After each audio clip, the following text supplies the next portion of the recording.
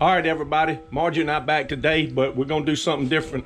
A long time ago, we used to make our own spinner baits, and we've still got all the equipment for it. So we decided it'd be a good idea to get with our grandkids. That's Maggie and Allie and Cale, and most of them love to fish. We decided we'd get with them and we'd go back and make some of those spinner baits, those throwback spinner baits that we used to make years ago, and let them go out to the pond out there and try them out and see how they work. So let's, yeah, we're not politically correct on this channel. We, in lieu of the name De Benedetta and the guy that made the mold, we call them Deadly Dagos. I mean, if you're offended by that, then you probably don't want to watch this video. But YouTube will probably shut us down. They'll probably flag us for that. But it's the name of a bait. It's the name of a bait, yeah.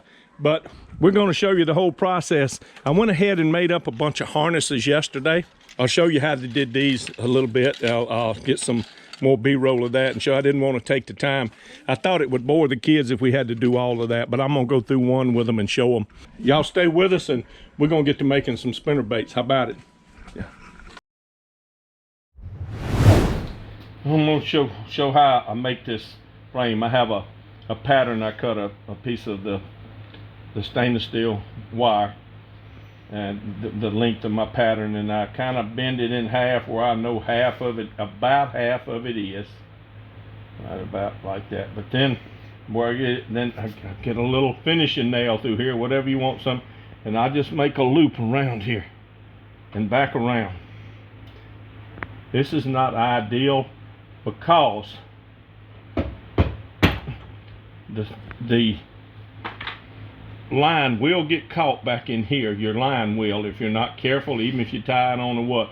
I'd rather make a twisted one, but that's hard. It's hard to do, and haven't got that perfected yet. But that's how you make that part of the harness.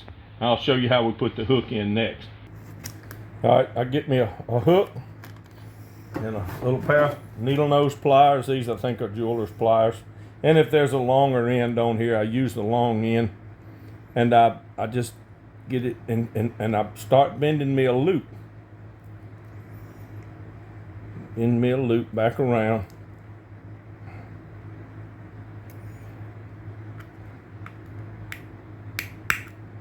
It's got to be small enough that it'll fit in that mold. But then put my hook in. The hook's got to be facing up, of course. You get your hook in there. And it really don't have to be that tight because it's not coming out of there even if that lid comes off. But that is how we make the harness up. And the rest, you put it in the mold just like that, and then that's it. So we're gonna set up this. We're gonna set up our stand here for our ladle. The spinner, but this is a spinner bait and a jig mold. And you'll take one of these harnesses, and we make one just to show you so y'all can see that.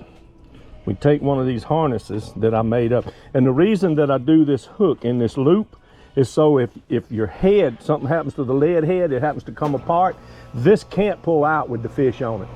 It just can't pull out. So that will go in there like that. You got to get it up that little trench right there. And don't worry about so much the hook being straight until you get the mold on it. See these little pegs? And go in there like that and like that. And then you can line this up and you take the big clamp and you put it on there like that. Get this straightened up.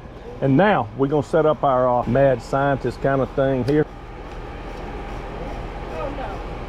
You let this heat up and kind of melt what's in there, and you used to add your lead to it a little at a time. And need some thinner pieces. They melt better.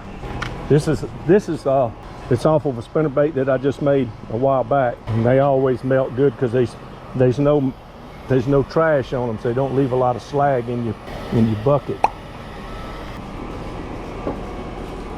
Okay, I think this one's ready to pour.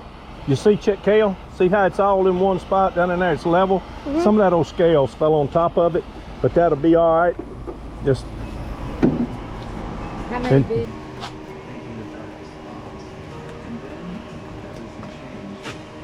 Is that the right side? I think, Cale. I think, buddy.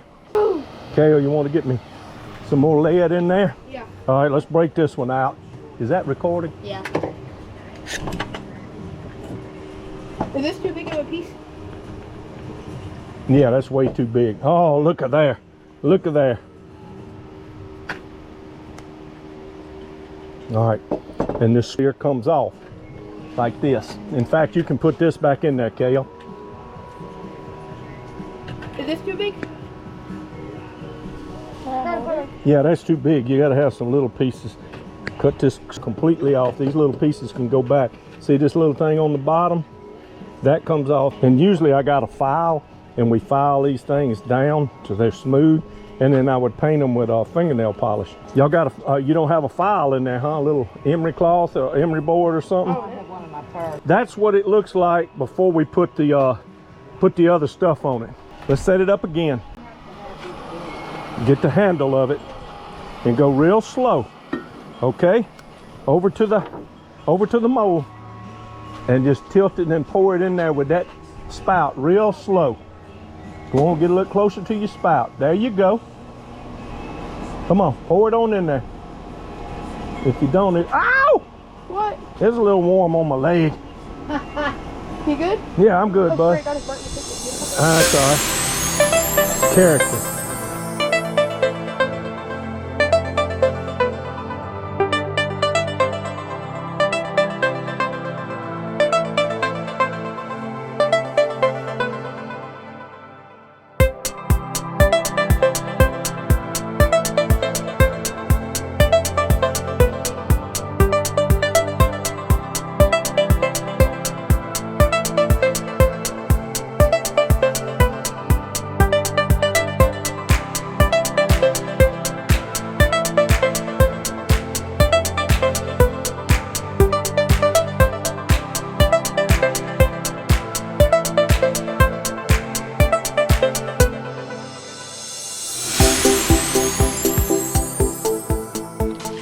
All right, you get your split ring on there, and you get your little barrel swivel on there, and your barrel swivel goes on the end of here. After you get your bead and your little forward spinner off, but you take your little pliers and make you a little hook down here, like that, and then your spinner bait goes. Your Colorado spinner goes on here, or your willow leaf, whatever you're gonna put on it. And with the cup facing inward, and then you just close your little loop up. There you go, so it won't come off. Now, what color skirt did you say you wanted? All right, these are the old-fashioned skirts. Where those are silicone, these are rubber. These are the ones I like. Don't ever put your skirt on like that. That's the way they were originally designed. You turn these skirts upside down.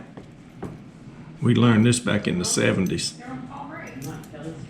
Turn this upside down like this till your rubber inside is exposed, and then you thread it on there and then push it up. This is tough. Up onto this bottom part of the bait right there. You see there? And there you have it. A complete deadly dago. And Cale wanted a black skirt with a gold blade. The pond's real muddy. I think he made a wise choice in that. All right, we're through making spinner baits. Maggie had to go home. Allie's resting, but Cale wanted to try his out. And I don't have one tied on mine. I got a buzz bait, but I'm gonna walk out here. Let's see Cale try out his new spinner bait.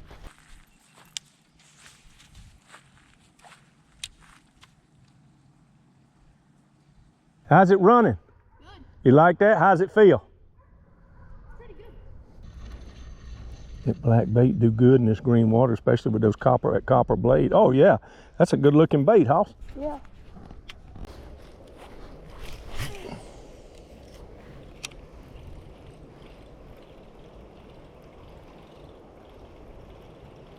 Oh God. Now you see that bite? Yeah. So you like that spinner bait? And see, you made it yourself. And don't worry about losing. If you lose it, we'll make more. Let Guinea catch some. Yep. Is that a good cast? Very good.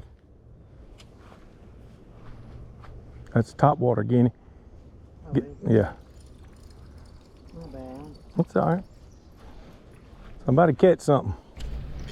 Cale did just that. He went back the next morning and threw the bait again and caught this nice little bass. He is now a die-hard believer in the deadly Dago.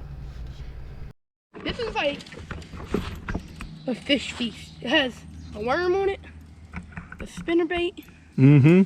Yeah, I'd bite it if I was a fish. Well, we didn't catch anything on the new spinnerbaits, but that's all right. We had fun making them. You had too, but that was on a buzz bait. Yeah, I just had a bite on a buzz bait. The other one was the last time I was here. We hope you enjoyed this little outing with the grandkids. And Margie and I are making spinnerbaits with them. And if you did, if you liked this video, give us a thumbs up. Hit that subscribe button if you hadn't. And we'll catch y'all on the next one.